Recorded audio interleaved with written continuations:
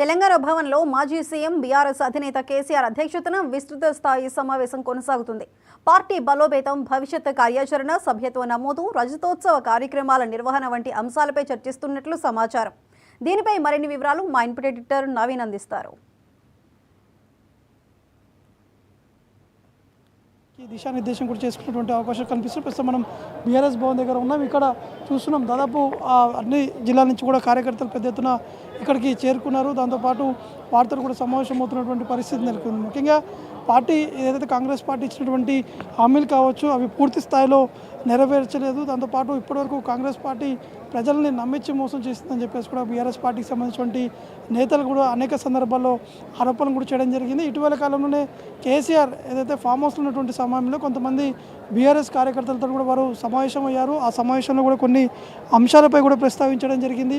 ఖచ్చితంగా పార్టీ ఇంకా ముందుకు వెళ్లేందుకు కూడా పూర్తి స్థాయిలో అందరూ కూడా కృషి చేయాలి. ఎందుకంటే కాంగ్రెస్ పార్టీ ఇచ్చినటువంటి హామీలన్నీ కూడా పూర్తి స్థాయిలో కూడా విఫలమయ్యాయని చెప్పేసి కూడా కేసీఆర్ చెప్పడం జరిగింది. దాంతోపాటు ఈ నెల చివరి లేదా వచ్చే నెల మొదటి వారంలో 2 భారీ బహిరంగ సభలను కూడా ఏర్పాటు చేసేందుకు ఇప్పటికే బీఆర్ఎస్ కూడా సిద్ధమవుతున్నట్టు కూడా తెలుస్తుంది. ఈ అంశాన్ని స్వయంగా కేసీఆరే ఈ అంశాన్ని కూడా ప్రస్తావించడం జరిగింది. ఖచ్చితంగా పెద్ద ఎత్తున సభలను కూడా ఏర్పాటు చేస్తాము. కేవలం 2 జిల్లాలే కాకుండా రాష్ట్ర వ్యాప్తంగా అనేక ప్రాంతాల్లో కూడా ఈ యొక్క సభలను కూడా నిర్వహిస్తామని చెప్పేసి కేసీఆర్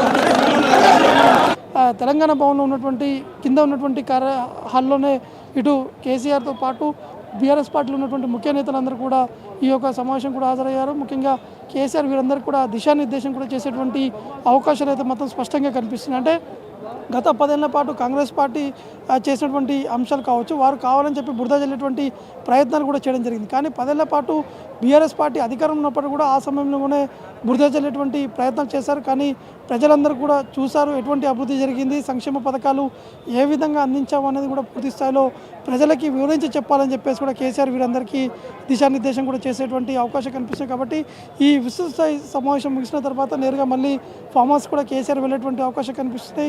దాంతోపాటు అమెరికా పర్యటన కూడా కేసీఆర్ వెళ్ళేటువంటి అవకాశం ఉన్నట్టు కూడా తెలుస్తున్నాయి. అది ఈ ఫిబ్రవరి ఎండింగ్ అంటే దాదాపు 28 తారీఖు లేదా మార్చి 1 తారీఖు అమెరికా పర్యటన కూడా వెళ్ళేటువంటి అవకాశం కనిపిస్తుంది. కాబట్టి ఈ లోపే క్యాడర్ని ఇంకా బలోపేతం చేసుకుంటూ ఇంకా ముందుకు వెళ్తే బాగుంటుంది. ఖచ్చితంగా బీఆర్ఎస్ పార్టీ అధికారంలోకి వచ్చేందుకు కూడా ఖచ్చితంగా అందరూ కూడా మన వైపే ఎదురు చూస్తున్నారని చెప్పేసి కూడా కేసీఆర్ కూడా చెప్పడం జరిగింది. ఈ నేపథ్యంలోనే బీఆర్ఎస్ పార్టీకి సంబంధించినటువంటి నేతలు కావచ్చు, ముఖ్యమైనటువంటి నేతలు కావచ్చు, మిగతా వారందరూ కూడా గ్రౌండ్ లెవెల్లో కష్టపడి మళ్ళీ ముందుకు అక్కడ ఉన్నటువంటి క్యాడర్ని కూడా ఉత్సాహపరిచేటువంటి విధంగా కూడా చేయాలని చెప్పేసి కూడా కేసీఆర్ వారికి దిశానిర్దేశం కూడా చేయడం జరుగుతుంది. కెమెరామెన్ సునీల్తో నవీన్, తెలంగాణ భవన్ నుండి.